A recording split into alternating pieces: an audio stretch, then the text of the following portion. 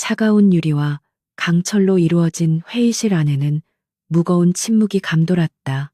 서울의 금융지구 중심부 지상 40층에 위치한 이 공간은 마치 폭풍 전의 고요함처럼 긴장감이 팽배했다.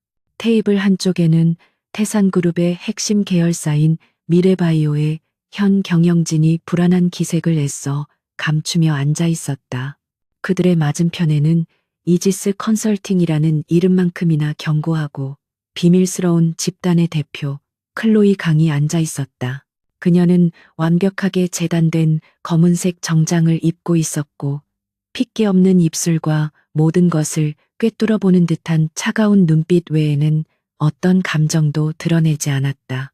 5년 전 강지현이라는 이름으로 모든 것을 잃었던 여자의 흔적은 어디에도 보이지 않았다. 지금 이 자리에 있는 사람은 오직 복수를 위해 단련된 칼날, 클로이 강뿐이었다. 그녀의 옆에는 이지스의 법률팀과 재무 분석가들이 얼음 조각처럼 무표정하게 앉아 있었다. 미래바이오의 대표이사인 오정환이 헛기침을 하며 서류를 뒤적였다. 그는 태산그룹의 비호 아래 평생을 안락하게 살아온 인물로 지금 이 상황이 얼마나 심각한지조차 제대로 파악하지 못하고 있었다. 그는 클로이 강이라는 젊은 여성이 감히 태산의 영역을 침범했다는 사실에 불쾌감을 느끼고 있었다. 클로이 강 대표님, 당신의 제안은 잘 들었습니다. 하지만 미래바이오는 태산의 중요한 자산입니다. 이런 식의 적대적 인수는 말이 채 끝나기도 전에 클로이가 손을 들어 그의 말을 막았다. 그녀의 동작은 무례하지 않았지만 거부할 수 없는 권위가 실려 있었다. 회의실의 대형 스크린에 새로운 데이터가 떠올랐다. 그것은 미래바이오에 공개된 재무제표가 아닌 그들이 지난 3년간 은밀하게 숨겨온 부실 채권과 비자금 흐름에 대한 상세한 분석 자료였다. 오정환의 얼굴이 순식간에 창백하게 질렸다. 오 이사님, 제안이라고 하셨습니까? 클로이의 목소리는 낮고 차분했지만 회의실의 모든 공기를 얼려버릴 듯한 냉기가 서려 있었다. 이것은 제안이 아닙니다. 통보입니다. 이지스 컨설팅은 이미 미래바이오의 장외 주식 40%를 확보했습니다. 당신들이 숨겨온 부실 자산 내역은 잠시 후 금융감독원에 정식으로 제출될 예정입니다. 그녀는 테이블 위에 놓인 태블릿을 오 이사 쪽으로 가볍게 밀었다. 태블릿 화면에는 오정환 이사가 개인적으로 횡령한 자금의 흐름도가 정확하게 그려져 있었다. 그것은 지난 6개월간 이지스의 그림자 팀이 밤낮으로 추적한 결과물이었다. 당신에게는 두 가지 선택지가 있습니다. 클로이가 말을 이었다. 지금 당장 이사회 소집에 동의하고 경영권을 포기하거나 아니면 10분 뒤 이곳에서 검찰에 긴급 체포되거나 선택은 당신의 몫입니다. 오정환의 이마에서 식은땀이 비오듯 흘러내렸다. 그는 떨리는 손으로 옆에 앉은 법무팀장을 바라봤지만 그 역시 사색이 된 얼굴로 고개를 저을 뿐이었다. 그들은 완벽하게 덫에 걸렸다. 클로이 강이라는 여성은 그들이 상상했던 단순한 투기꾼이 아니었다. 그녀는 그들의 모든 것을 알고 있었고 그들의 목줄을 쥔 사냥꾼이었다. 이럴 수는 없습니다. 서태준 회장님께서 서태준 회장 말이군요. 클로이가 5년 만에 그 이름을 입에 올렸다. 그 순간 그녀의 눈빛이 미세하게 흔들렸지만 그것은 분노가 아닌 차가운 경멸에 가까웠다. 서 회장께서는 지금쯤 이 회의실에서 벌어지는 일보다 더 중요한 아마도 새로운 미술품 경매 결과를 기다리고 계실 겁니다. 그분에게 미래바이오는 수많은 트로피 중 하나일 뿐 썩어가는 팔 하나쯤은 쉽게 자르고 버리실 뿐이죠. 그녀의 말은 정확했다. 같은 시각 태산그룹 본사 100층에 위치한 회장실, 거대한 통유리창 너머로 서울 전경이 한눈에 내려다 보이는 그곳에서 서태준 회장은 방금 낙찰받은 18세기 프랑스 화가의 그림을 감상하고 있었다. 그는 타고난 포식자였고 지난 수십 년간 수많은 경쟁자를 짓밟고 지금의 제국을 건설했다. 그에게 법이나 도덕은 나약한 자들의 변명일 뿐이었다. 그의 충실한 비서실장이자 그룹의 해결사 역할을 맡고 있는 박상민 이사가 조용히 들어와 보고했다. 회장님, 방금 미래바이오의 경영권이 이지스 컨설팅이라는 곳으로 넘어갔다는 보고가 들어왔습니다. 오정환 이사는 경영권 포기 각서에 서명했다고 합니다. 박 이사의 목소리에는 약간의 긴장감이 서려 있었지만 서태준은 별일 아니라는 듯 붓으로 먼지를 터는 신용을 했다. 미래바이오라, 그 쓸모없는 것들. 오정환 그자는 내가 심어둔 사람인데도 결국 이 모양이군. 서태준은 그림에서 눈을 떼지 않은 채 물었다. 이지스 컨설팅. 처음 듣는 이름인데 어느 쪽 끈인가. 그는 이 모든 것이 자신의 라이벌 그룹 중 하나가 벌인 수작이라고 생각했다. 아직 파악 중입니다. 대표는 클로이 강이라는 젊은 여성인데 마치 하늘에서 떨어진 것처럼 과거 이력이 깨끗합니다. 자금 출처는 룩셈부르크의 한 사모펀드로 연결됩니다. 클로이 강. 서태준은 그 이름을 잠시 되뇌었다. 여자가 대표라. 요즘은 그런 게 유행인가 보지. 시끄럽게 굴지 못하게 돈이나 몇 푼 쥐어주고 조용히 정리해. 태산의 것을 탐내는 자들의 말로가 어떤지 똑똑히 가르쳐 주도록. 그에게 이 일은 그저 성가신 모기 한 마리를 쫓아내는 것과 같은 사소한 문제에 불과했다. 그는 5년 전 자신의 앞길을 막았던 총명하고 강단 있던 한 여자를 떠올렸다. 그건 그렇고 5년 전에 처리했던 강지연이라는 애 말이야. 서태준이 불쑥 화제를 바꿨다. 그 애비가 운영하던 작은 건설사, 그거 우리가 인수했던가? 박상민은 잠시 당황했지만 곧 기억을 더듬었다. 아, 현성건설 말씀이십니까? 네, 회장님의 지시대로 처리했습니다. 강지연은 기술 유출 및 배임 횡령 혐의로 기소되었고 재판 중에 실종 처리되었습니다. 아마 스스로 목숨을 끊었을 거라는 보고가 있었습니다. 서태준은 만족스럽다는 듯 고개를 끄덕였다. 그래야지 감히 내게 덤비려 했던 것들은 모두 그런 최후를 맞이했지. 그 여자의 눈빛이 제법 살아있어서 기억에 남았는데 말이야. 어쨌든 잡음 없이 처리돼서 다행이야. 그는 5년 전의 강지연과 지금의 클로이 강을 전혀 연결짓지 못했다. 그에게 강지연은 이미 죽은 과거 발밑에 짓밟힌 수많은 개미 중 하나일 뿐이었다. 그의 오만함이 바로 강지연이 지난 5년간 지옥에서 기다려온 순간이었다. 그녀는 죽지 않았다. 아니, 강지연은 죽었다. 그리고 클로이 강으로 다시 태어났다. 서태준이 그녀의 아버지와 그녀의 명예, 그녀의 삶 모든 것을 앗아간 그날, 그녀는 바다에 몸을 던지는 대신 복수를 택했다. 그녀를 구해준 것은 아이러니하게도 서태준의 또 다른 적에게 모든 것을 잃었던 한 노예한 투자가였다. 그는 강지연의 눈빛에서 자신과 같은 증오와 뛰어난 지성을 발견했다. 그는 그녀에게 새로운 신분과 막대한 자금, 그리고 복수에 필요한 모든 지식을 가르쳤다. 복수는 차갑게 식혀서 먹는 음식이다. 노인은 입버릇처럼 말했다. 서태준 같은 괴물을 잡으려면 너 역시 괴물이 될 각오를 해야 한다. 하지만 잊지 마라. 괴물에게 잡아먹히지 않으려면 너 자신을 잃어서는 안 된다. 지난 5년은 강지연에게 단순한 인고의 세월이 아니었다. 그것은 자신을 재창조하는 과정이었다. 그녀는 월스트리트의 가장 치열한 M&A 전장에서 굴지의 기업들을 사냥했고 국제 분쟁 지역에서 자원 협상을 이끌어냈으며 가장 어두운 정보 시장에서 거래하는 법을 배웠다. 그리고 이지스 컨설팅이라는 자신만의 무기를 만들었다. 그녀의 곁에는 과거의 진실을 알고 그녀에게 충성을 맹세한 소수의 정예 멤버들이 있었다. 회의실을 나온 클로이 강은 자신의 전용 엘리베이터에 올랐다. 그녀의 곁에는 이지스 컨설팅의 보안 총괄이자 그녀의 유일한 측근인 최진혁 팀장이 동행했다. 그는 5년 전 강지연 사건을 담당했던 형사였지만 서태준의 압력으로 불명예스럽게 옷을 벗어야 했던 인물이다. 그는 진실을 알기에 기꺼이 그녀의 방패가 되기로 결심했다.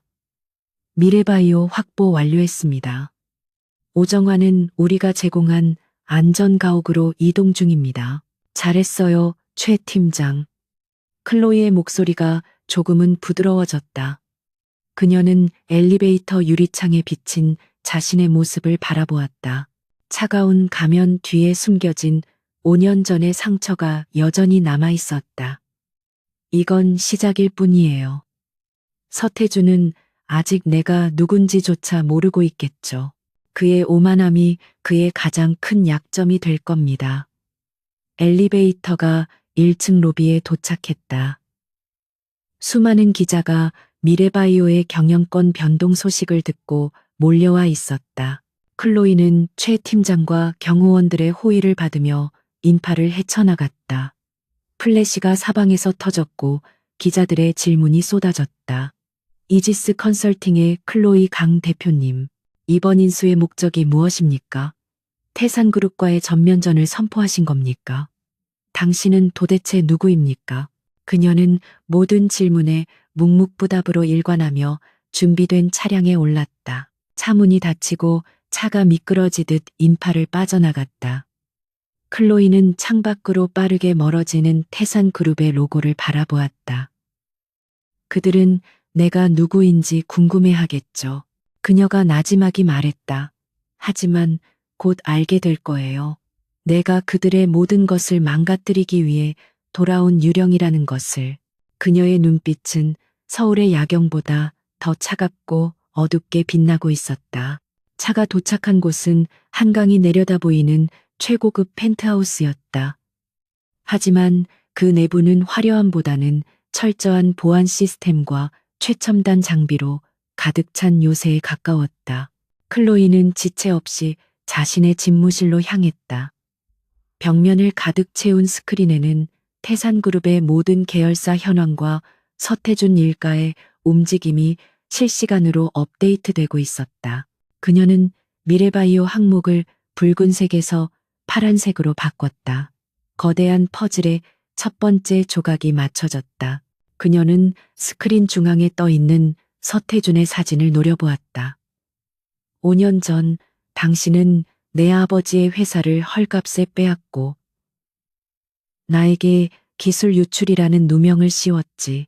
당신의 탐욕 때문에 아버지는 충격으로 돌아가셨고 나는 도망자 신세가 되었어. 그녀의 목소리는 분노로 떨렸지만 눈물은 흐르지 않았다. 그녀의 눈물은 5년 전 그 차가운 바다에서 모두 말라버렸다. 당신은 내가 가진 모든 것을 망쳤어. 그녀는 사진을 향해 차갑게 선언했다. 이제 내가 당신의 것을 하나씩 무너뜨릴 차례야. 당신이 쌓아 올린 이 오만한 제국이 내 손에 어떻게 무너지는지 똑똑히 지켜봐. 이것은 단순한 복수가 아니야. 이건 심판이야. 그녀는 태산그룹의 복잡한 지배구조도 속 다음 목표가 될 두 번째 계열사를 손가락으로 가리켰다. 그녀의 복수는 이제 막 시작되었을 뿐이었다. 이지스 컨설팅의 비밀스러운 심장부는 서울의 화려한 스카이라인과는 동떨어진 오래된 인쇄 공장을 개조한 지하 벙커에 자리 잡고 있었다. 강지현, 아니 클로이 강은 이곳을 아카이브라고 불렀다. 이곳은 단순한 사무실이 아니라 지난 5년간 그녀가 태산그룹을 무너뜨리기 위해 수집한 모든 정보가 집결되고 분석되는 신경센터였다. 벽면을 가득 채운 서버의 낮은 구동음만이 이 거대한 공간의 유일한 소음이었다. 미래바이오를 성공적으로 접수한 다음 날 새벽, 클로이는 이미 아카이브의 중앙 통제실에 서 있었다. 그녀의 앞에는 최진혁 팀장과 그의 핵심 정보 분석팀이 대기하고 있었다.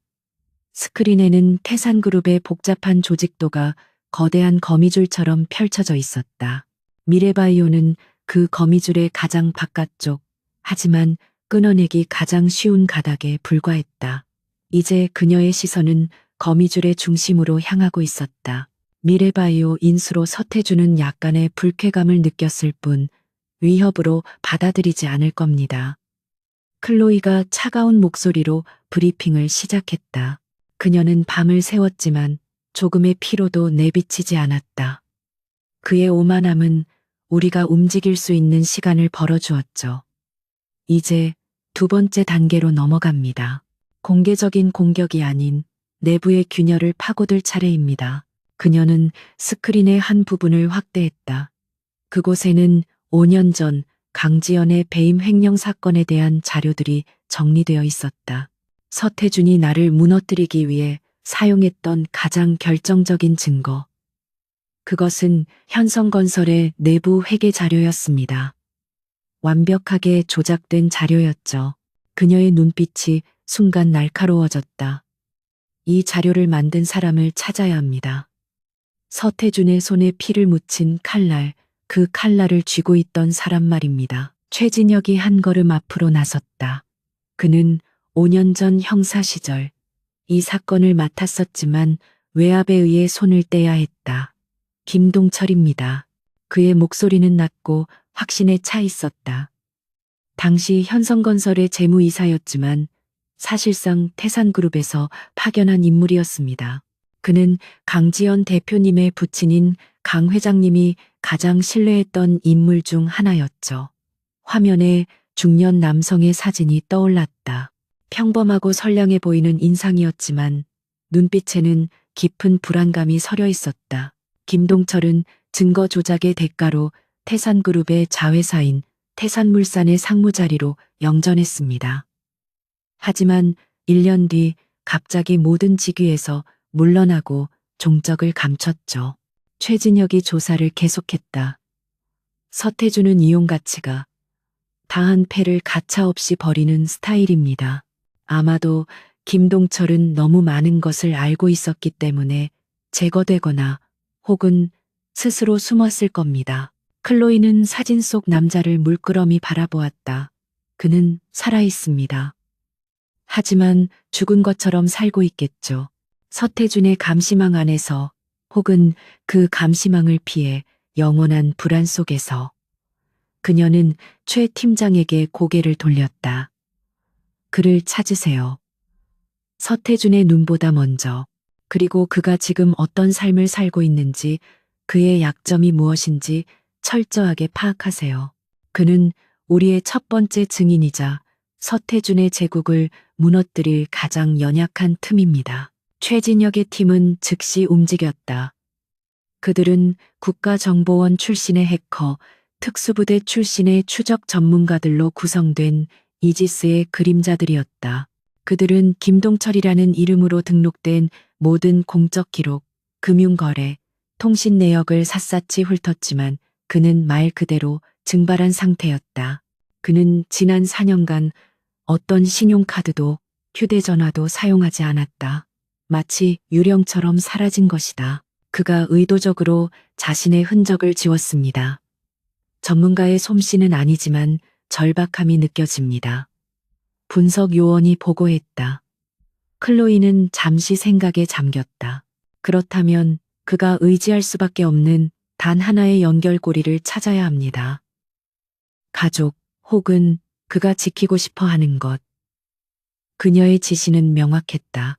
팀은 김동철의 아내, 자녀, 심지어는 멀리 떨어진 친척들의 행방까지 추적하기 시작했다. 며칠간의 잠복과 추적 끝에 그들은 가느다란 실마리를 발견했다. 김동철의 아내는 2년 전 이혼 서류를 제출했지만 매달 한 번씩 서울 외곽의 한 작은 요양병원을 방문하고 있었다. 그리고 그 병원의 입원 환자 명단에는 가명으로 등록된 한 식물인간 환자가 있었다. 그 환자의 치료비는 매달 현금으로 결제되고 있었다. 그 현금을 가져오는 사람은 바로 김동철의 아내였다. 찾았습니다. 최진혁이 요양병원 주차장에서 찍힌 흐릿한 CCTV 사진을 클로이에게 전송했다. 사진 속에는 모자를 깊게 눌러 쓴 남자가 조심스럽게 현금 봉투를 아내에게 건네고 있었다. 김동철이었다. 그는 식물인간이 된 아들을 간병하기 위해 자신의 신분을 버리고 어둠 속으로 숨어든 것이었다. 아들은 5년 전 강지연의 사건이 터지기 직전 의문의 교통사고를 당했다. 클로이는 사진 속 김동철의 초췌한 모습을 오랫동안 응시했다. 서태준은 김동철을 협박하기 위해 그의 아들을 이용했을 가능성이 높았다.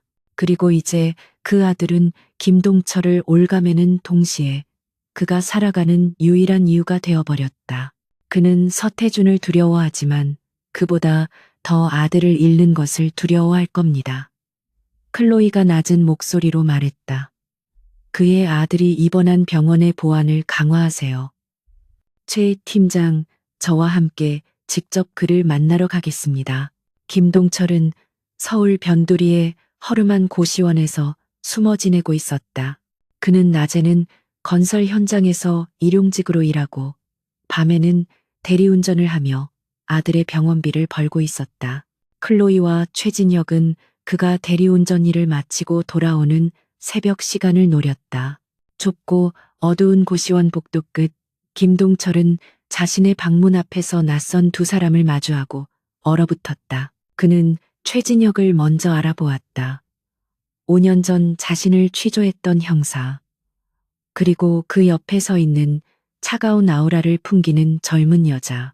김동철은 본능적으로 도망치려 했지만 최진혁의 단단한 손이 그의 어깨를 잡았다.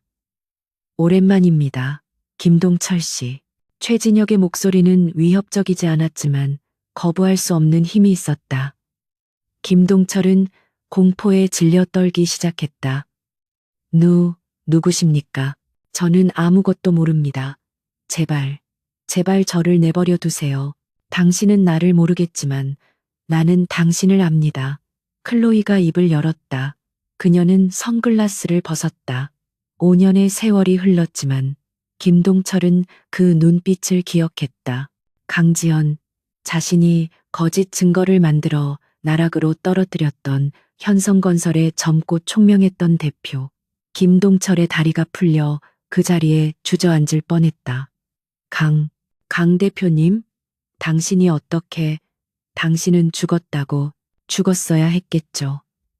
클로이가 차갑게 받아쳤다. 당신이 서명한 그 거짓 회계장부와 함께. 그녀는 김동철의 좁은 방으로 들어섰다. 방 안은 라면 냄새와 곰팡이 냄새로 가득했다. 벽에는 아들의 어릴 적 사진이 붙어 있었다. 당신의 아들 김민수 군. 2년 전부터 의식불명 상태라고 들었습니다. 매달 엄청난 병원비가 들 텐데 이런 생활을 하면서 어떻게 감당하고 계셨습니까? 김동철의 얼굴이 절망으로 일그러졌다. 그는 클로이가 자신의 모든 것을 알고 있다는 사실에 전율했다. 당신, 내 아들에게 무슨 짓을 하려는 겁니까? 제발, 민수는 아무 잘못이 없습니다. 제발. 그는 바닥에 엎드려 빌기 시작했다. 내가 다 잘못했습니다. 하지만 민수만큼은 건드리지 말아주세요. 클로이는 그를 차갑게 내려다보았다. 일어나세요, 김동철 씨. 나는 서태준이 아닙니다. 나는 당신의 아들을 해치러 온 게 아니에요. 그녀는 가방에서 서류 봉투 하나를 꺼내 테이블 위에 올려놓았다. 오히려 그 반대입니다. 나는 당신의 아들을 살릴 기회를 주러 왔습니다. 김동철은 의아한 표정으로 그녀를 올려다보았다. 봉투 안에는 김민수 군의 병원 기록과 함께 스위스의 한 재활병원 입원 허가서가 들어있었다. 세계 최고 수준의 뇌신경 재활 전문 병원이었다. 민수 군은 지금 당장 수술과 집중 치료가 필요합니다. 한국에서는 더 이상 희망이 없어요. 하지만 이곳이라면 가능성이 있습니다. 모든 비용은 제가 부담하겠습니다. 김동철은 믿을 수 없다는 듯 서류를 떨리는 손으로 집어들었다. 왜 나에게 이런, 내가 당신에게 무슨 짓을 했는지 알면서. 알고 있습니다. 클로이가 그의 말을 잘랐다. 당신이 서태준의 협박에 못 이겨 거짓 증거를 만들었고 그 대가로 아들의 목숨을 담보 잡혔다는 것도 압니다. 5년 전 당신 아들의 교통사고는 단순한 사고가 아니었죠. 서태준의 경고였습니다. 김동철의 눈에서 참았던 눈물이 터져 나왔다. 그는 모든 것을 잃었다고 생각했는데 지옥의 밑바닥에서 희미한 빛을 본 기분이었다. 내가 무엇을 하면 됩니까? 그는 클로이의 발치에 엎드려 물었다. 무엇이든 하겠습니다. 당신이 시키는 것이라면 뭐든지. 클로이는 그제야 조금 누그러진 목소리로 말했다. 내가 원하는 건 간단합니다. 진실. 5년 전 그날 서태준이 어떻게 당신을 협박했고 어떤 지시를 내렸는지 그 모든 과정을 담은 당신의 증언이 필요합니다. 그녀는 작은 녹음기를 테이블 위에 올려놓았다. 그리고 이것. 그녀는 또 다른 파일을 태블릿으로 보여주었다. 그것은 김동철이 조작했던 회계장부의 원본 데이터가 담긴 암호화된 파일이었다. 당신은 서태준을 배신하는 것이 두려워 원본을 파기하지 못하고 어딘가에 숨겨두었겠죠. 언젠가 자신을 지킬 무기가 될 수도, 혹은 자신을 파멸시킬 족쇄가 될 수도 있다고 생각하면서. 클로이의 말에 김동철은 숨을 삼켰다. 그녀는 그의 생각까지 읽고 있었다. 그 파일이 어디 있는지 말해주세요. 그리고 당신의 모든 것을 증언하세요. 그것이 당신과 당신의 아들이 살 수 있는 유일한 길입니다. 김동철은 한참을 망설였다. 서태준에 대한 공포는 뼈에 새겨져 있었다. 하지만 아들의 사진을 바라보는 순간 그의 눈빛이 변했다. 그는 더 이상 잃을 것이 없는 사람의 얼굴을 하고 있었다. 스위스, 정말 내 아들을 살릴 수 있습니까? 약속하죠.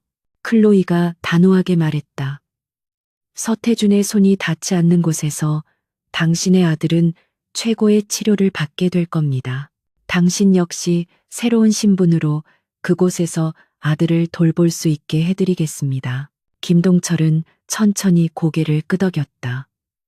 그는 자신의 침대 매트리스 및 낡은 성경책 안에 숨겨두었던 작은 USB 드라이브의 위치를 말했다. 그리고 그는 녹음기 앞에서 지난 5년간 자신을 짓눌러왔던 끔찍한 진실을 하나씩 털어놓기 시작했다. 서태준의 탐욕, 박상민 이사의 잔인한 협박, 그리고 아들을 살리기 위해 친구의 딸을 배신해야 했던 자신의 비참함까지. 클로이는 그의 고백을 묵묵히 들었다. 그녀의 얼굴에는 어떤 동정이나 연민도 떠오르지 않았다. 오직 차가운 계산만이 존재할 뿐이었다. 김동철은 그녀의 복수를 위한 첫 번째 키였다. 그의 증언과 원본 파일은 서태준의 제국을 흔들 강력한 무기가 될 터였다. 최 팀장, 김동철 씨와 그의 아들을 즉시 안전한 곳으로 옮기세요. 서태준의 귀에 들어가기 전에 모든 것을 끝내야 합니다. 김동철이 최진혁의 부축을 받으며 방을 나설 때 그는 마지막으로 클로이에게 물었다. 강 대표님, 당신은 나를 용서하십니까? 클로이는 그를 돌아보지 않았다. 그녀의 시선은 창밖의 어슴푸레한 여명에 고정되어 있었다. 용서는 내가 하는 것이 아닙니다. 김동철 씨, 당신은 당신의 아들에게 용서받으세요. 나는 내가 해야 할 일을 할 뿐입니다. 그녀에게 복수는 감정의 문제가 아니라 반드시 완수해야 할 임무였다. 가느다란 실이 드디어 거대한 거미줄을 끊기 시작했다. 김동철의 증언은 강력했지만 클로이 강은 그것이 결정적인 한 방이 될 수 없음을 알고 있었다. 5년 전의 증거는 서태준 같은 거물을 즉시 구속시키기엔 부족했다. 대중의 기억은 흐릿하고 법의 그물망은 교활한 자들에게 언제나 빠져나갈 구멍을 제공했다. 그녀에게는 서태준이 현재 진행형으로 저지르고 있는 부인할 수 없는 범죄의 증거가 필요했다. 그의 탐욕을 역이용할 새로운 덫이 필요했다. 서태준 회장에게는 오랜 수권 사업이 하나 있었다. 바로 서해 국제항만 프로젝트였다. 단순한 항구 건설이 아니라 동북아시아 물류 허브를 장악하려는 거대한 야망의 상징이었다. 이 프로젝트를 따내기 위해 그는 지난 수년간 정계와 재계에 막대한 돈을 뿌려왔다. 클로이는 그의 이 야망을 이용하기로 했다. 그가 가장 원하는 것을 손에 넣기 직전 가장 큰 대가를 치르게 만드는 것. 그것이 그녀의 계획이었다. 태산그룹 본사, 서태준의 집무실은 승리에 대한 기대로 가득 차 있었다. 그는 정부 고위 관계자들과의 비밀스러운 만찬에서 방금 돌아온 참이었다. 항만 프로젝트 입찰 마감이 임박했고 사실상 태산그룹의 승리가 확실시되는 분위기였다. 미래바이오 건은 어떻게 되었나? 서태준이 박상민 이사에게 무심하게 물었다. 그는 이지스 컨설팅이라는 작은 성가심을 잊지 않고 있었다. 박상민은 긴장된 표정을 애써 감추며 보고했다. 이지스 컨설팅은 미래바이오 인수 이후 별다른 움직임이 없습니다. 자금 흐름을 추적해봤지만 룩셈부르크 펀드 뒤로 깨끗하게 숨었습니다. 마치 유령 같다는 건가? 서태준이 비웃었다. 그저 돈 냄새 맡은 하이에나일 뿐이야. 항만 프로젝트만 성공적으로 마무리되면 그런 하찮은 것들은 손가락 하나로 뭉개버릴 수 있어. 바로 그 순간 아카이브의 거대한 스크린에 서해 국제항만 프로젝트 입찰 현황이 실시간으로 중계되고 있었다. 마감 10분 전 태산그룹의 이름만이 유일한 유효 입찰자로 떠 있었다. 하지만 클로이는 태블릿을 조용히 탭했다. 지금입니다. 오케아노스 디벨롭먼트의 이름으로 제안서를 제출하세요. 그녀의 목소리는 얼음장처럼 차가웠다. 마감 1분 전 입찰 시스템에 새로운 참가자가 등록되었다. 오케아노스 디벨롭먼트. 스위스에 본사를 둔 전혀 알려지지 않은 신생 개발사였다. 그리고 그들이 제시한 입찰 금액은 태산그룹이 써낸 것보다 정확히 10%가 더 높았다. 더 충격적인 것은 그들의 사업 계획서였다. 태산이 수년간 준비한 것보다 더 치밀하고 더 효율적이며 더 친환경적이었다. 서태준의 집무실에 비상이 걸렸다. 입찰 마감 소식과 함께 날아든 오케아노스라는 이름은 서태준의 오만한 평정을 산산조각 냈다. 오케아노스? 그게 대체 어디서 굴러먹던 놈들이야. 그의 고함 소리가 집무실을 울렸다. 박상민은 식은땀을 흘리며 그들이 방금 입수한 정보를 보고했다. 자금 출처는 명확합니다. 유럽 왕실 자본과 연결된 친환경 에너지 펀드입니다. 사업 계획서는 세계 최고 수준의 전문가들이 참여했습니다. 서태준은 이가 갈렸다. 그는 이 프로젝트를 위해 자신의 모든 인맥과 자금을 동원했다. 그런데 정체불명의 신생업체가 나타나 모든 것을 망치려 하고 있었다. 당장 정부 쪽 라인을 가동해 심사위원들을 만나 돈이 얼마가 들든 상관없어. 이 프로젝트는 절대 빼앗길 수 없어. 그의 눈은 탐욕과 분노로 붉게 충혈되어 있었다. 클로이가 노린 것이 바로 이것이었다. 그녀는 오케아노스라는 완벽한 유령 회사를 만들기 위해 지난 2년간 막대한 자본을 투자했다. 그녀는 서태준이 이길 수 없는 상대를 만들어낸 것이다. 이제 서태준이 이기기 위해서는 합법적인 방법이 아닌 그가 늘 해왔던 방식, 즉 검은 돈을 쓸 수밖에 없었다. 그녀는 그가 스스로 불법의 영역으로 걸어 들어오도록 판을 짠 것이다. 서태준은 즉각 행동에 나섰다. 그는 자신의 비자금 관리인을 비밀리에 호출했다. 수십 년간 조세 피난처에 숨겨두었던 수천억에 달하는 불법 자금이었다. 지금 당장 현금화할 수 있는 자금이 얼마나 되지? 그의 질문에 비자금 관리인의 얼굴이 하얗게 질렸다. 회장님, 그 돈은 지금 움직이면 금융정보 분석권의 감시망에 걸릴 수 있습니다. 닥쳐. 서태준이 재떨이를 집어 던졌다. 감시망? 내가 태산그룹의 서태준이야. 그깟 감시망 따위가 내 앞길을 막을 수 있을 것 같아? 당장 돈을 준비해. 박 이사, 자네는 심사위원 명단을 가져와. 한 놈도 빠짐없이 그들이 만족할 만큼 뱃속을 채워줘. 이번 일에 실패란 없어. 그들의 모든 움직임은 클로이의 손바닥 위에 있었다. 아카이브의 스크린에는 태산그룹의 내부 통신망과 비자금 계좌의 흐름이 실시간으로 감청되고 있었다. 최진혁의 팀이 김동철에게서 얻어낸 5년 전의 백도어 코드가 여전히 유효했던 것이다. 서태준은 자신이 최첨단 보안 시스템 안에 있다고 믿었지만 실제로는 낡고 녹슨 문을 열어둔 채 잠들어 있었던 셈이다. 움직이기 시작했습니다. 이지스의 해커가 보고했다. 케이먼 군도의 페이퍼 컴퍼니에서 스위스 비밀 계좌로 다시 홍콩을 거쳐 국내 차명 계좌로 자금이 쪼개져 들어오고 있습니다. 화면에는 수십 개의 선이 복잡하게 얽히며 돈의 흐름을 보여주고 있었다. 박상민 이사가 움직입니다. 지금 라비앙 로즈라는 한정식 집으로 향하고 있습니다. 만날 상대는 항만 프로젝트 심사위원장인 국토부 차관입니다. 클로이는 차가운 미소를 지었다. 최 팀장, 그림자 팀을 붙이세요. 단순한 자금 흐름만으로는 부족합니다. 그들이 만나서 무슨 말을 하고 무엇을 주고받는지 하나도 빠짐없이 기록해야 합니다.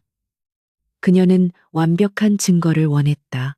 서태준이 자신의 범죄를 스스로 자백하고 그 현장을 생생하게 담은 증거 말이다. 며칠 동안 서울의 가장 은밀한 곳에서 추악한 거래들이 이어졌다.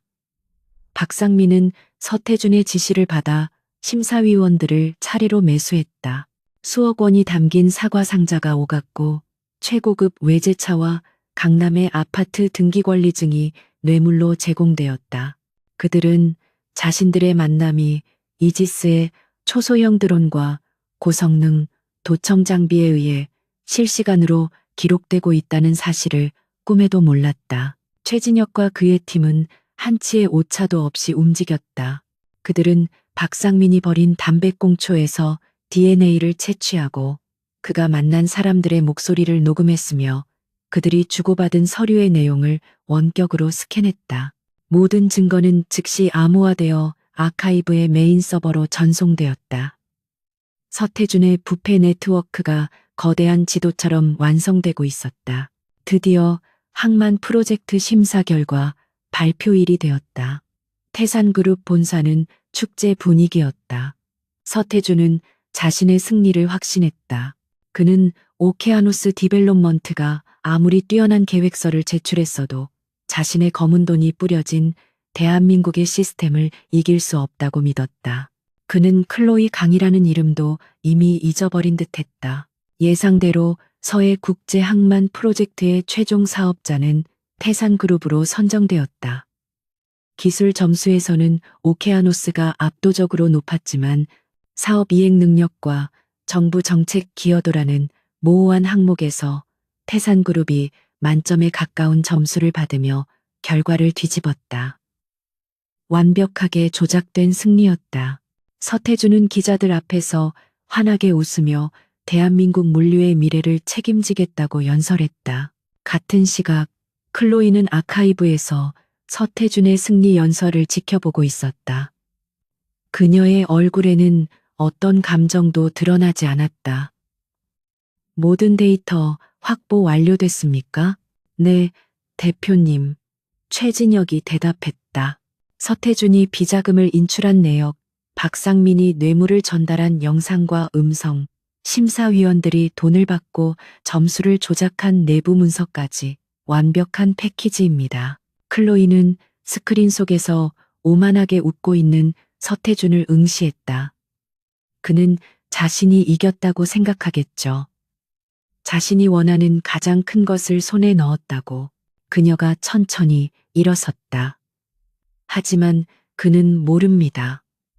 그가 손에 쥔 것은 승리의 트로피가 아니라 스스로의 목에 감긴 밧줄이라는 것을. 그녀는 오케아노스 디벨롭먼트의 법무팀에게 연락을 취했다.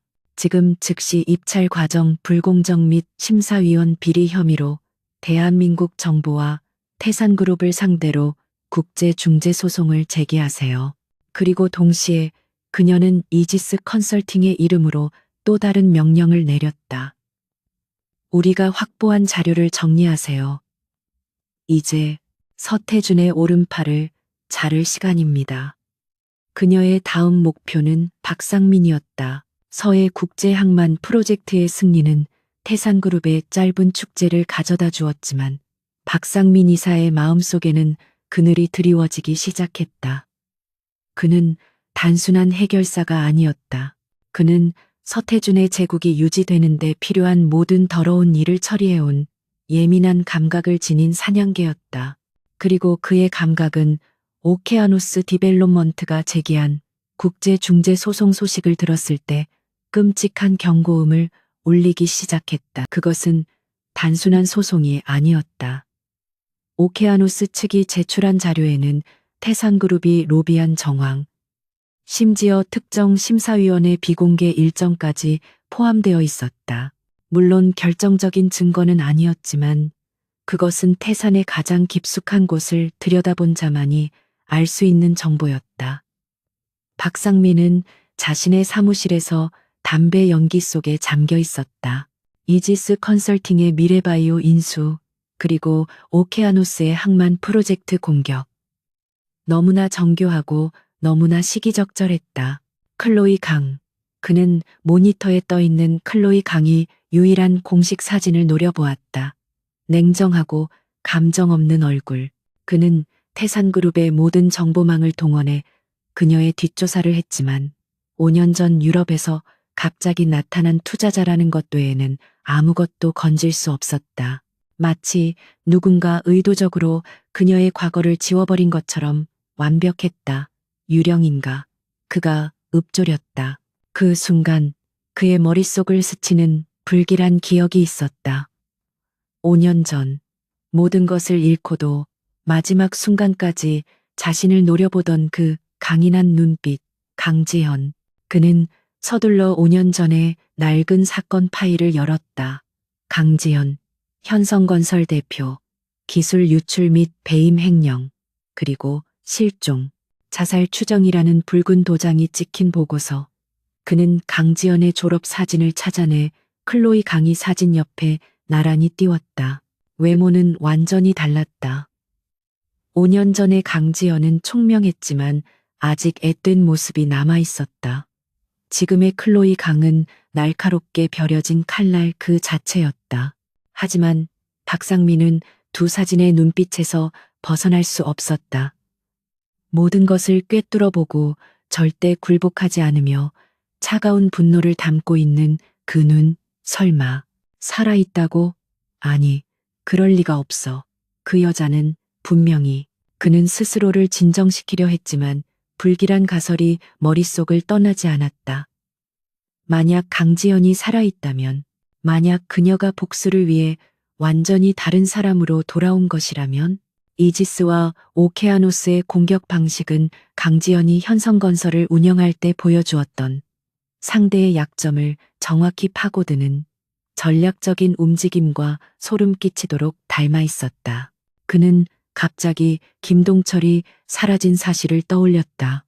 김동철은 강지연 사건의 핵심 증인이었다. 박상민은 더 이상 지체할 시간이 없다고 판단했다. 그는 즉시 서태준 회장의 집무실로 향했다. 서태준은 항만 프로젝트의 성공에 도취해 최고급 와인을 음미하고 있었다. 무슨 일인가, 박 이사. 표정이 좋지 않군. 아직도 그 하찮은 소송건 때문에 그러나? 서태준은 박상민의 심각한 얼굴이 마음에 들지 않았다. 회장님, 문제가 생긴 것 같습니다. 박상민은 조심스럽게 입을 열었다.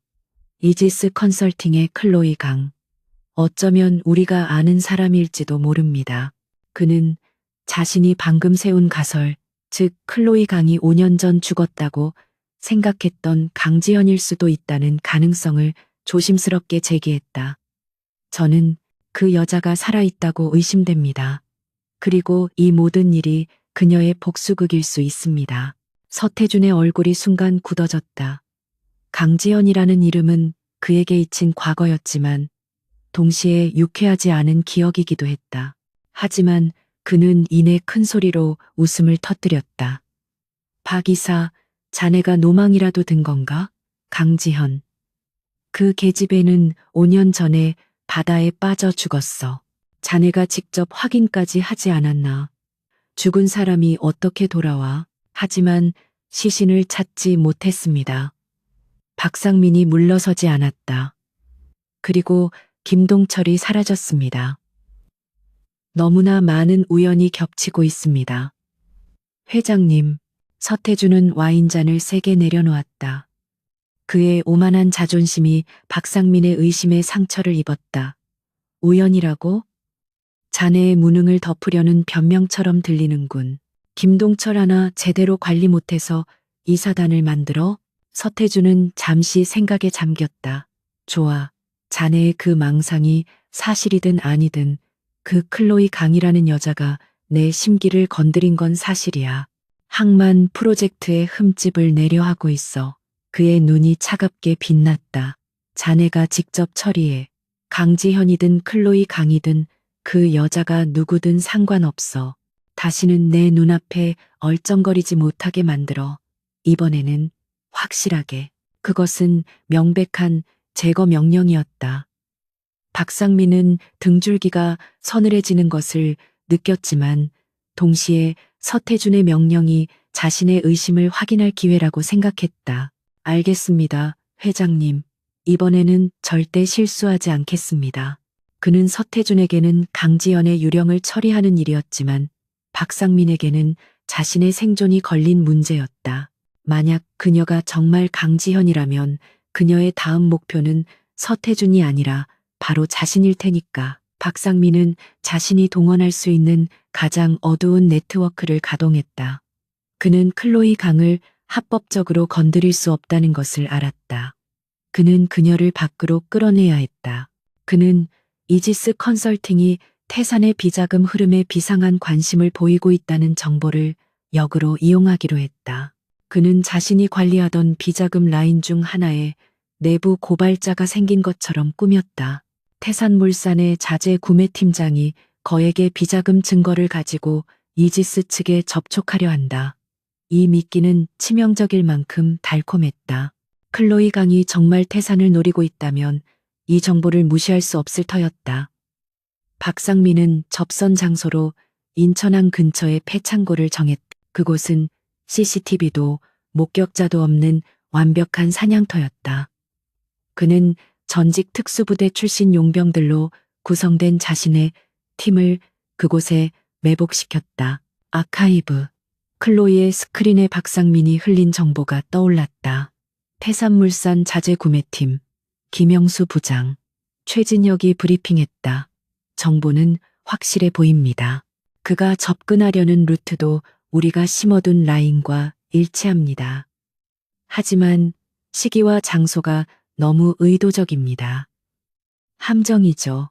클로이가 망설임 없이 말했다. 그녀의 입가에 차가운 미소가 어렸다. 박상민이 드디어 내 정체를 의심하기 시작한 겁니다. 그녀는 스크린에 떠 있는 폐창고의 위성사진을 바라보았다. 그는 내가 5년 전에 강지연인지 확인하고 싶어 안달이 났겠죠. 서태준의 명령을 받았을 수도 있고요. 어느 쪽이든 그는 나를 그곳으로 불러내 제거하려 할 겁니다. 최진혁의 얼굴이 심각해졌다. 대표님, 위험합니다. 저희가 대신, 아니요, 최 팀장. 클로이가 그의 말을 막았다. 박상민이 원하는 건 나예요. 그리고 나 역시 그를 직접 만나고 싶었습니다. 그녀는 5년 전 자신의 아버지에게 거짓 누명을 씌우고 자신을 나락으로 밀어넣었던 박상민의 얼굴을 떠올렸다. 그는 내가 아직도 5년 전의 나약한 강지연이라고 생각하겠죠. 그 오만함이 그의 실수가 될 겁니다. 클로이는 최진혁에게 시선을 돌렸다. 그림자 팀을 준비시키세요. 박상민이 준비한 용병들보다 한 수 위여야 합니다. 우리는 함정 속으로 걸어 들어가는 게 아니에요. 우리가 그 함정을 뒤집었을 겁니다. 그녀의 계획은 대담했다. 박상민이 함정을 파고 기다리게 한 뒤 그 함정의 주도권을 빼앗아 오는 것. 약속된 시간 인천항의 폐창고 구역. 네. 비가 추적추적 내리고 있었다. 박상민은 창고가 내려다 보이는 건너편 건물 2층에서 고성능 야간 투시경으로 현장을 주시하고 있었다. 그의 용병 10명이 창고 안팎에 완벽하게 매복해 있었다. 클로이 강이 제 발로 걸어 들어오기만 하면 그녀는 도가내든 쥐었다. 짙은 안개 속에서 검은색 세단 한 대가 천천히 폐창고를 향해 다가왔다.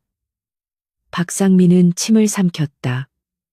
차가 멈춰서고 뒷문이 열렸다. 예상대로 클로이 강이 내렸다.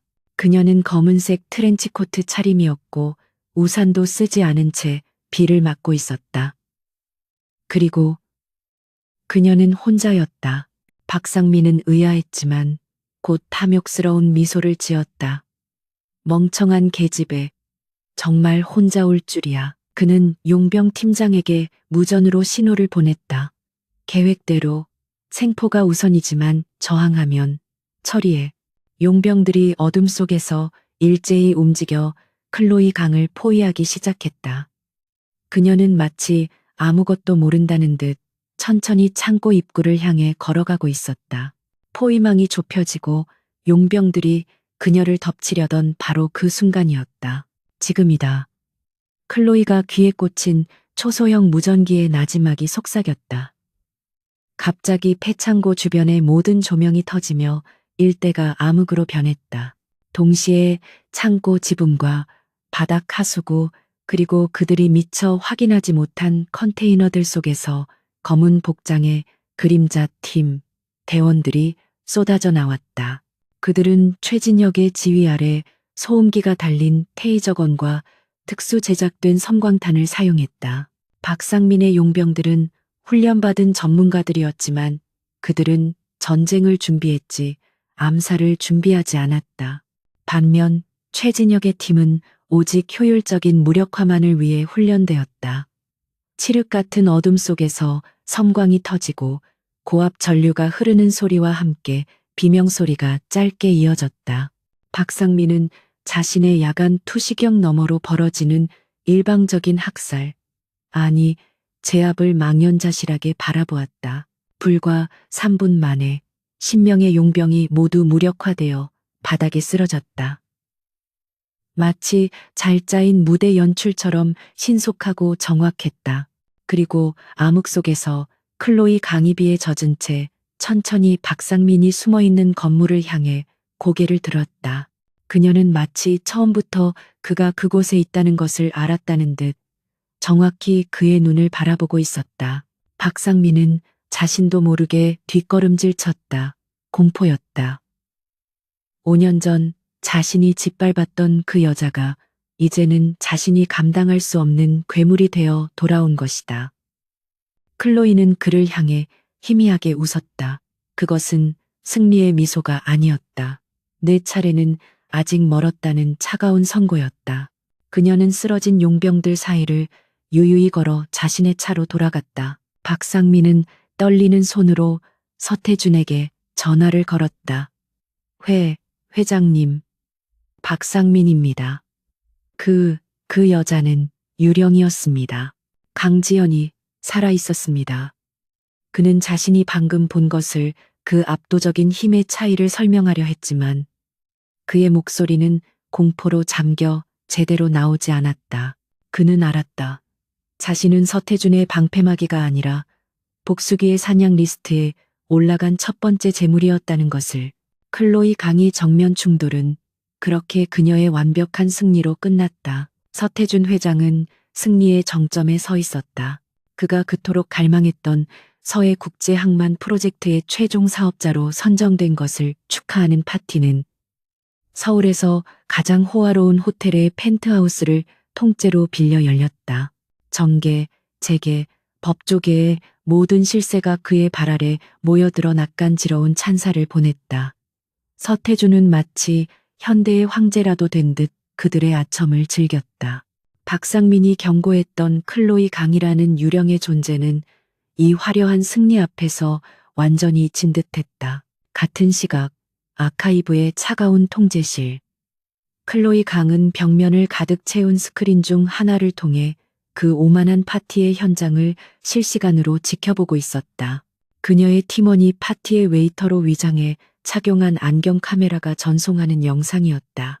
서태준의 거만한 웃음소리가 스피커를 통해 낮게 울렸지만 클로이의 표정에는 어떤 동요도 없었다. 그녀는 가장 높은 곳에서 가장 치명적인 타격을 가하기 위한 완벽한 순간을 기다리고 있었다. 모든 준비가 완료되었습니다. 대표님. 최진혁이 마지막 확인을 마치고 보고했다. 이지스의 금융팀은 태산그룹 주식에 대한 공매도 포지션 구축을 완료했습니다. 뉴스 타파 측에서도 모든 검증을 마치고 기사 송출을 대기 중입니다. 클로이는 천천히 고개를 끄덕였다. 그녀의 눈이 서태준이 축배의 와인잔을 높이 드는 순간을 포착했다. 시작하세요. 그녀의 나지막하지만 얼음장 같은 명령이 떨어졌다. 그 순간 두 개의 전선이 동시에 열렸다. 첫 번째는 금융시장이었다. 이지스 컨설팅의 트레이더들은 지난 며칠간 서태준의 눈을 속이며 태산그룹의 핵심 계열사 주식에 대해 천문학적인 규모의 공매도 포지션을 은밀하게 구축해왔다. 그리고 지금 그들은 시장을 공황 상태로 몰아넣을 대규모 매도 폭탄을 쏟아붓기 시작했다. 두 번째 전선은 여론이었다. 클로이는 태산의 자본에 이미 길들여진 주류 언론을 선택하지 않았다. 그녀가 선택한 창은 작지만 그 어떤 외압에도 굴하지 않는 집요함으로 유명한 독립 탐사보도 매체 뉴스타파였다. 그녀는 그들만이 자신이 건넨 칼을 제대로 휘두를 수 있음을 알았다. 그녀의 명령이 떨어진 직후 암호화된 서버를 통해 항만 프로젝트 비리의 모든 원본 증거가 뉴스타파 편집국으로 전송되었다. 뉴스타파의 편집국은 그야말로 발칵 뒤집혔다. 익명의 제보라기엔 너무나 치명적이고 완벽한 증거들이었다. 박상민 이사가 국토부 차관에게 돈 가방을 건네는 고화질 영상, 서태준이 비자금 인출을 지시하는 분노의 찬통화 녹취, 심사위원들의 차명 계좌로 입금된 거액의 자금 흐름도까지. 이것은 단순한 특종이 아니라 대한민국을 뒤흔들 거대한 게이트였다. 그들은 단 1초도 망설일 이유가 없었다. 파티가 절정으로 치닫던 밤 10시, 금융시장이 먼저 반응을 보였다. 시간 외 거래에서부터 태산그룹의 주가는 이유를 알 수 없는 패닉셀링에 휩싸이기 시작했다. 파티장에서 축하 인사를 받기 바빴던 태산의 재무담당 임원들은 자신들의 휴대전화에 쏟아지는 경고 알람을 미처 확인하지 못했다. 서태준은 여전히 정계 거물들과 어깨를 부딪히며 자신의 제국을 과시하고 있었다. 그리고 정확히 밤 11시 정각, 뉴스타파의 웹사이트와 소셜미디어 채널에 단독 서태준의 검은 야망, 서해항만 입찰, 수천억 대 뇌물로 얼룩진 현장 포착이라는 제목의 기사가 터져나왔다. 그것은 단순한 의혹 제기가 아니었다. 영상, 녹음 파일, 계좌 내역이 모두 첨부된 부인할 수 없는 확인 사살이었다. 기사는 업로드된 지 몇 분 만에 모든 온라인 커뮤니티를 마비시킬 기세로 퍼져나갔다. 파티장에 모여있던 사람들의 휴대전화가 마치 전염병처럼 일제히 울리기 시작했다. 서태준에게 아첨하던 정치인의 얼굴이 하얗게 질렸다. 그들은 방금 전까지 서태준과 나눈 악수가 마치 오물이라도 묻은 듯 황급히 손을 닦으며 핑계를 대고 파티장을 빠져나갔다. 불과 몇 분 전까지 황제처럼 군림하던 서태준의 주변은 순식간에 텅 비어버렸다. 무슨 소란이야? 대체 무슨 일이냐고. 박상민이 유령이라도 본 듯한 얼굴로 태블릿 PC를 들고 서태준에게 달려왔다. 서태준은 화면 속에서 자신이 박상민에게 그깟 푼돈에 벌벌 떠는 놈들에게는 뼈다귀를 던져주란 말이다. 라고 소리치는 영상을 보았다. 자신의 목소리였다. 이 개자식들. 당장 이 기사 내려. 뉴스타파 저 버러지 같은 놈들. 당장 내 눈앞에서 사라지게 해. 그는 여전히 이것이 돈과 권력으로 막을 수 있는 문제라고 착각했다. 하지만 다음 날 아침 증권시장의 개장 벨이 울리자마 태산그룹과 그 모든 계열사의 주식이 일제히 하한가로 추락했다. 지난밤 터진 뇌물 스캔들은 이지스 컨설팅이 주도한 공매도 공격에 완벽한 명분을 실어주었다. 기관 투자자들의 손절매 물량과 공포에 질린 개인 투자자들의 투매가 겹치면서 태산그룹의 시가총액은 단 하루 만에 수조 원이 허공으로 사라졌다. 아카이브의 거대한 스크린에는 태산의 주가가 나락으로 떨어지는 그래프가 실시간으로 그려지고 있었다. 그리고 바로 그 옆 화면에는 이지스 컨설팅의 공매도 수익 그래프가 정반대로 하늘을 향해 치솟고 있었다. 클로이는 서태준의 제국을 무너뜨리면서 동시에 그가 흘리는 피로 막대한 수익을 창출하고 있었다. 그녀는 복수의 자금마저도 적에게서 조달하고 있었다. 여론은 서태준의 탐욕과 대한민국의 부패한 시스템에 대한 분노로 들끓었다. 모든 신문과 방송이 뉴스타파의 보도를 인용하며 태산게이트를 일면 톱으로 다루었다. 청와대 국민청원 게시판은 서태준 총수 일가에 대한 즉각적인 구속수사를 촉구하는 글로 마비되었다. 늘 태산의 눈치를 보며 기소조차 망설이던 검찰도 더 이상은 버틸 수 없었다. 증거가 너무나 명백했다. 결국 검찰총장은 긴급 기자회견을 열고 국민적 의혹이 제기된 태산그룹의 항만 프로젝트 비리 의혹에 대해 지위고하를 막론하고 성역 없는 수사를 진행하겠다고 발표했다.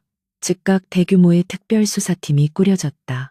그리고 그들의 첫 번째 칼날은 예상대로 제국의 심장인 서태준이 아닌 그의 가장 충실한 방패막이이자 오른팔인 박상민 이사를 향하고 있었다. 검찰은 가장 쉬운 먹잇감부터 노렸다. 클로이는 이 모든 시나리오를 이미 몇 달 전에 완벽하게 예측하고 있었다. 그녀는 서태준이 모든 죄를 박상민에게 뒤집어 씌우고 꼬리 자르기를 시도할 것임을 알았다. 박상민은 지금쯤 해외로 도피할 준비를 하거나 혹은 서태준을 협박할 마지막 카드를 만지작거리고 있을 겁니다. 최진혁이 보고했다. 아직입니다. 클로이가 차갑게 말했다.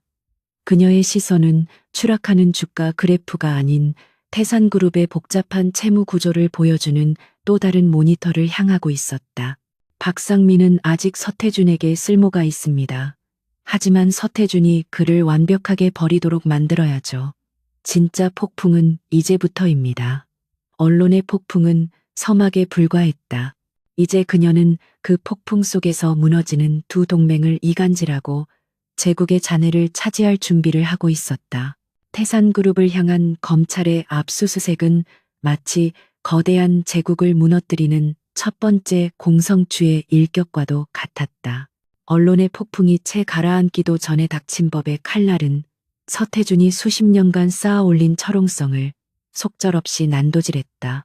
수십 명의 검사와 수사관들이 본사로비로 들이닥쳤을 때 직원들은 공포에 질려 얼어붙었다.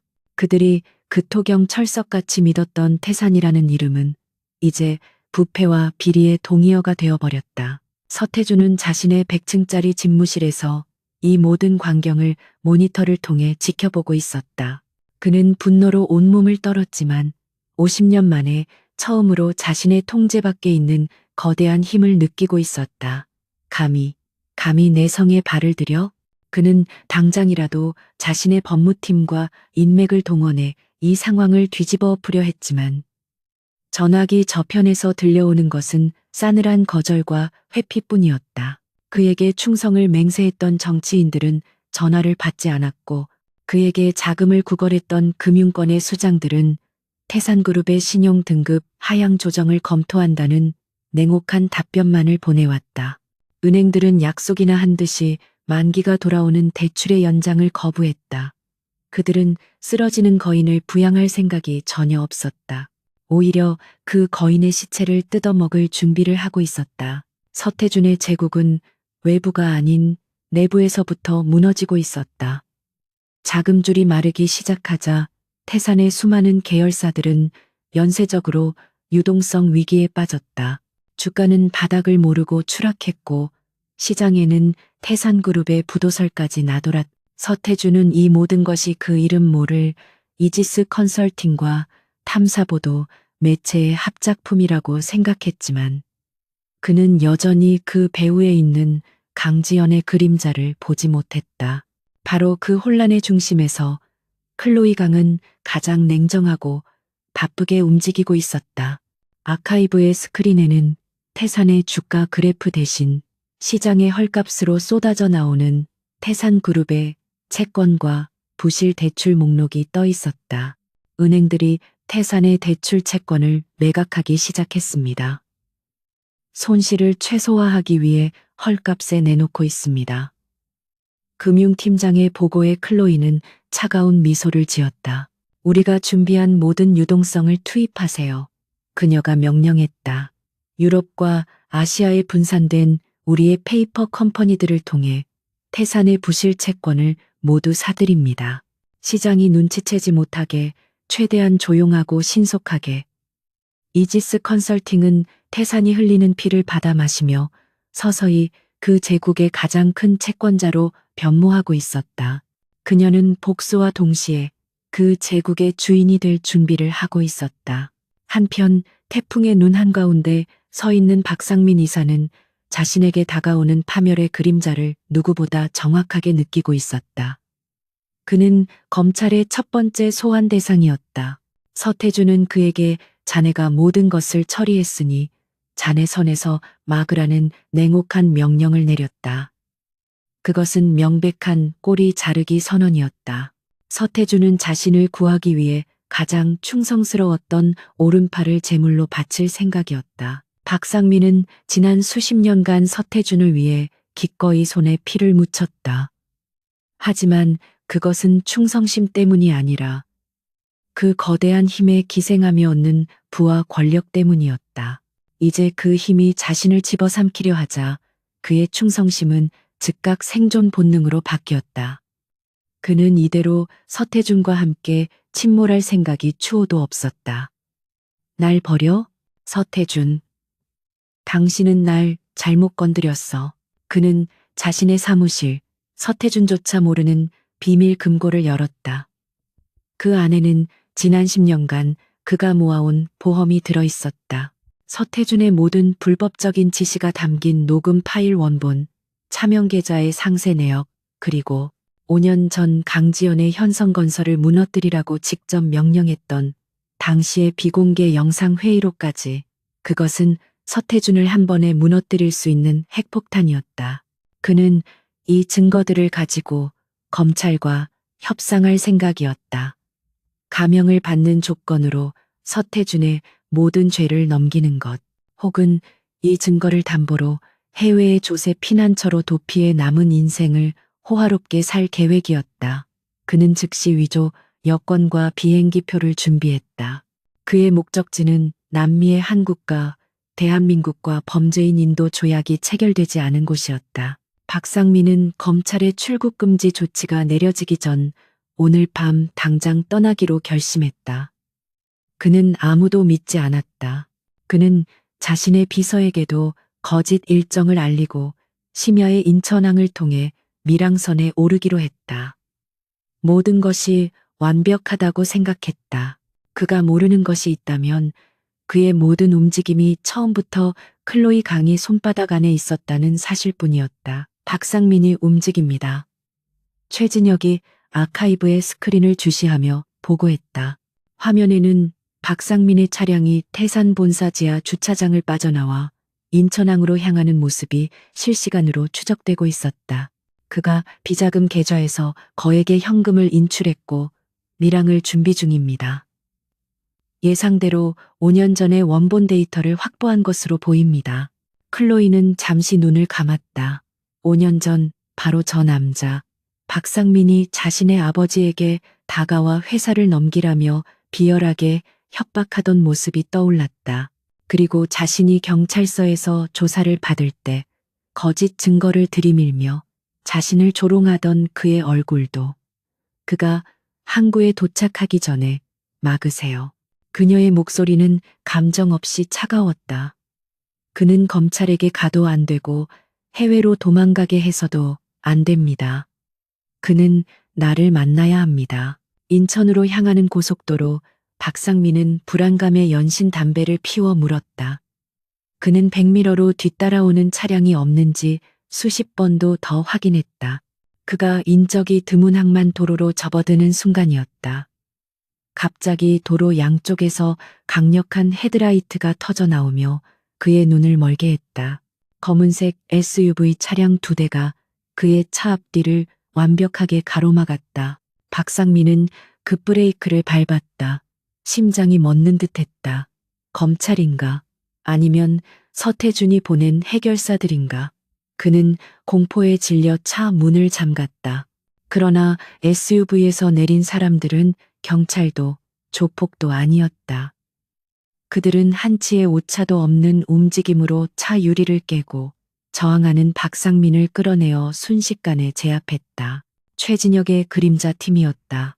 그들은 박상민의 눈을 가리고 그를 다른 차에 태워 어둠 속으로 사라졌다. 박상민이 다시 눈을 떴을 때 그는 낯선 방에 홀로 앉아 있었다. 창문 하나 없는 방음 처리가 된 밀실이었다. 창고도 고문실도 아니었다. 오히려 고급스럽기까지 한 서재 같은 공간이었지만 그에게는 감옥보다 더한 공포감을 주었다. 잠시 후 육중한 문이 열리는 소리와 함께 한 여자가 들어섰다. 5년 전의 기억 속 그 얼굴이 아닌 완벽하게 낯선, 그러나 그 눈빛만은 잊을 수 없는 여자. 클로이 강이었다. 박상민 이사. 아니, 이젠 그냥 박상민 씨라고 불러야 하나요? 클로이가 그의 맞은편 소파에 우아하게 앉으며 말했다. 그녀의 목소리는 5년 전보다 훨씬 낮고 차가워져 있었다. 박상민은 자신도 모르게 몸을 떨었다. 그는 이 여자가 강지현이라는 것을 본능적으로 알았다. 당신, 강지현, 살아있었군. 역시 내 예상이 맞았어. 클로이는 희미하게 웃었다. 내 생사를 걱정할 때가 아닐 텐데요. 박상민 씨. 당신은 지금 2가지 선택지 앞에 서 있습니다. 그녀는 테이블 위에 2개의 태블릿을 올려놓았다. 첫 번째 태블릿에는 박상민이 방금 전 밀항을 시도한 항구의 CCTV 영상이 실시간으로 나오고 있었다. 그리고 그곳에는 검찰 수사관들이 쫙 깔려 있었다. 당신이 검찰에 잡혔을 경우의 시나리오입니다. 당신은 서태준의 꼬리일 뿐 모든 죄를 뒤집어쓰고 최소 징역 20년을 선고받겠죠. 서태준은 당신의 가족을 가만두지 않을 거고요. 박상민의 얼굴이 하얗게 질렸다. 그리고 2번째. 클로이가 2번째 태블릿을 밀었다. 그곳에는 박상민이 숨겨둔 스위스 비밀 계좌의 잔고가 떠 있었다. 당신이 가진 보험을 내게 넘기지 않았을 경우의 시나리오입니다. 그녀가 손가락을 튕기자 스위스 계좌의 잔고가 0으로 바뀌었다. 박상민의 눈이 경악으로 커졌다. 내 돈, 네가 감히. 클로이가 차갑게 받아쳤다. 5년 전 당신들이 내 아버지의 모든 것을 빼앗아갔을 때도 당신은 그렇게 말했죠. 그녀는 자리에서 일어나 박상민에게 다가갔다. 나는 당신에게 구원의 손길을 내밀러 온 게 아닙니다. 박상민 씨, 나는 당신에게 마지막 기회를 주러 왔어요. 그녀는 박상민의 귀에 대고 속삭였다. 당신이 가진 그 보험, 서태준의 목을 잴 그 증거를 나에게 넘기세요. 그럼 내가 당신을 살려주죠. 물론 당신이 지은 죄에 대한 대가는 치러야 합니다. 5년 전 나와의 일을 포함해서 그녀는 박상민이 품 안에 숨기고 있던 USB 드라이브를 정확히 가리켰다. 그것을 내놓으면 나는 당신이 검찰에 자수하도록 돕겠습니다. 서태준의 모든 범죄를 증언하는 대가로 당신의 형량을 대폭 줄여줄 변호인단도 붙여주죠. 20년이 2년이 될 수도 있습니다. 당신의 가족도 안전하게 보호해주고요. 하지만 거절한다면 클로이는 창문 없는 방의 출입문을 가리켰다. 저 문 밖에는 당신을 기다리는 두 부류의 사람이 있습니다. 당신을 체포하려는 검찰, 그리고 당신을 처리하려는 서태준의 사람들. 어느 쪽이든 당신의 미래는 없습니다. 선택하세요. 박상민은 완전히 무너졌다. 그는 눈앞의 여자가 5년 전 자신이 짓밟았던 나약한 피해자가 아님을 깨달았다. 그녀는 자신과 서태준을 뛰어넘는 훨씬 더 치밀하고 잔인한 포식자였다. 그는 살아남기 위해 자신이 수십 년간 섬겼던 주인을 물어뜯어야 하는 처지가 되었다. 그는 떨리는 손으로 품 안에 USB를 꺼내 클로이 강에게 내밀었다. 그것은 동맹의 완벽한 붕괴이자 새로운 거래의 시작이었다. 태산그룹 본사의 대강당은 살얼음판 같은 긴장감 속에서 들끓었다. 긴급 주주총회가 소집되었다.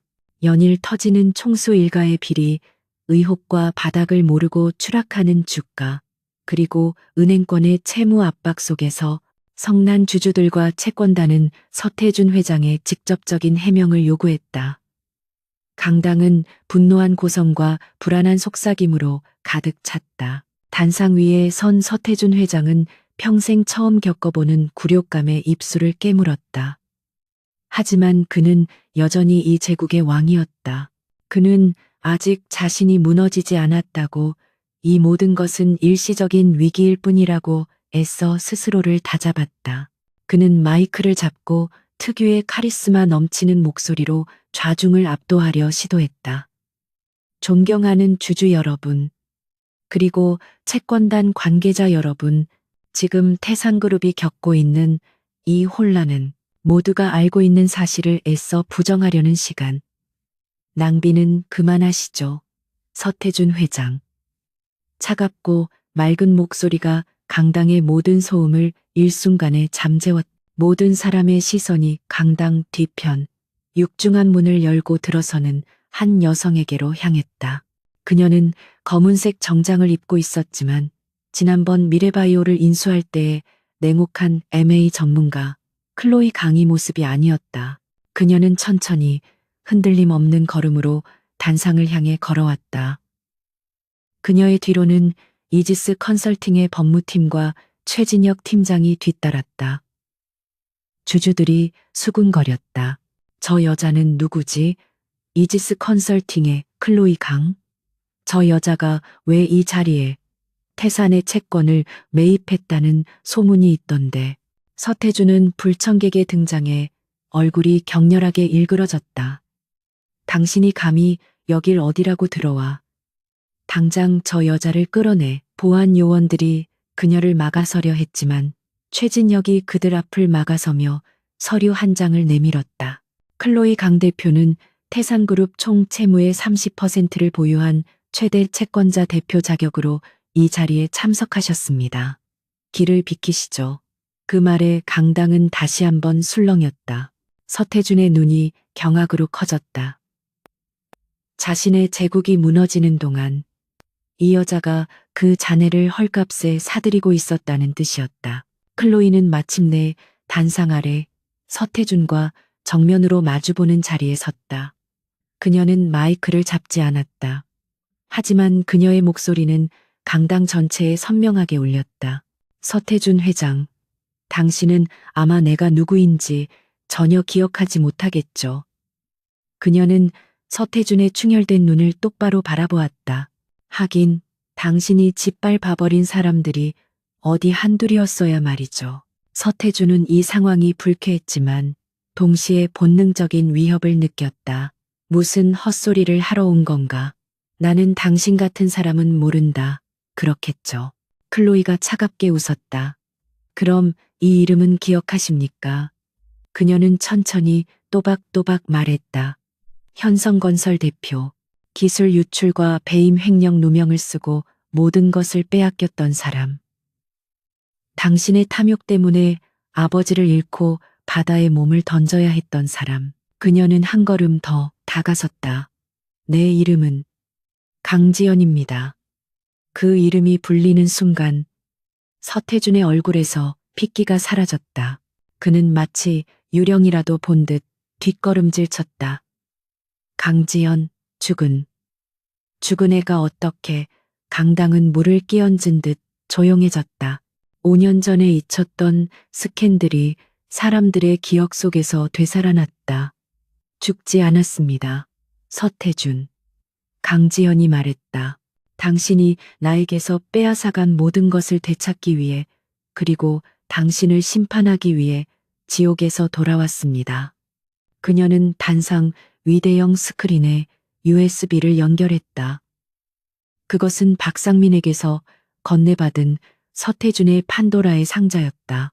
여기 모인 주주분들과 채권단, 그리고 언론은 진실을 알 권리가 있습니다. 첫 번째로 재생된 것은 5년 전 서태준이 박상민에게 현성건설을 무너뜨리라고 지시하는 영상 회의록이었다.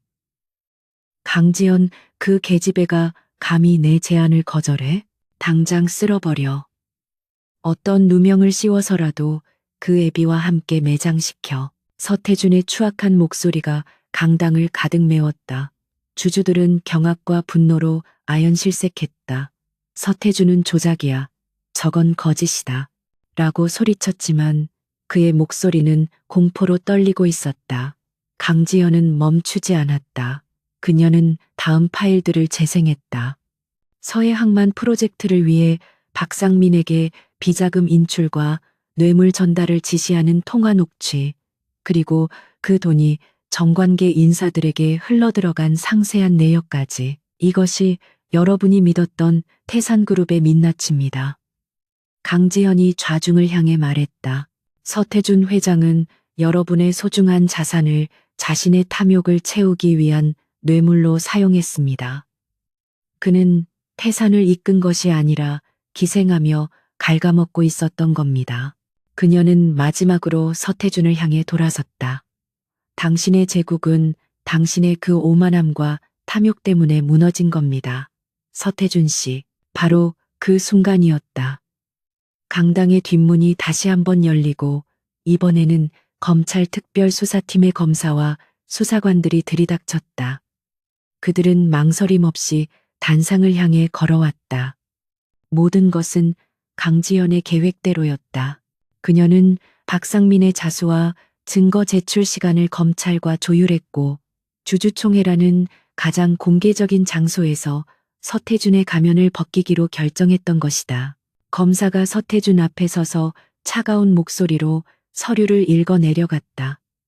서태준 씨, 당신을 특정경제 범죄 가중처벌 등에 관한 법률 위반, 뇌물 공여 및 업무상 배임, 5년 전 현성건설 관련 증거인멸 교사 혐의로 긴급 체포합니다.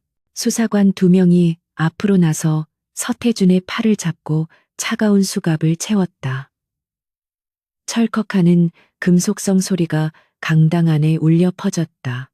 서태준은 평생 처음 느껴보는 굴욕과 패배감에 이성을 잃었다. 그는 수갑을 찬 채 강지현에게 달려들려 했다. 감히 네가, 인연, 내가 너를 살려두지 않겠다. 그의 발악은 처절했지만 이미 왕좌에서 끌어내려진 늙은 사자의 포효에 불과했다. 수사관들이 그를 거칠게 제 앞에 끌고 나갔다. 강지현은 그가 끌려나가는 모습을 마지막까지 차갑게 지켜보았다.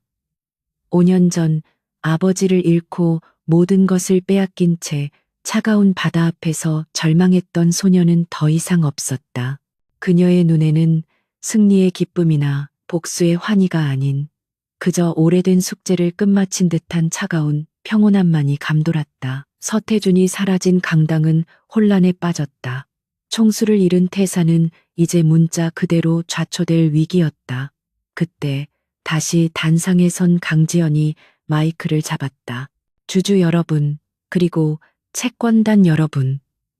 태사는 무너지지 않습니다. 그녀의 목소리는 이제 이지스 컨설팅의 대표 클로이 강희 목소리였다. 서태준이라는 암 덩어리가 제거되었을 뿐입니다. 그녀는 스크린의 태산그룹의 재무구조 개선안을 띄웠다. 그것은 지난 몇 달간 그녀가 치밀하게 준비한 태산의 수술 계획서였다.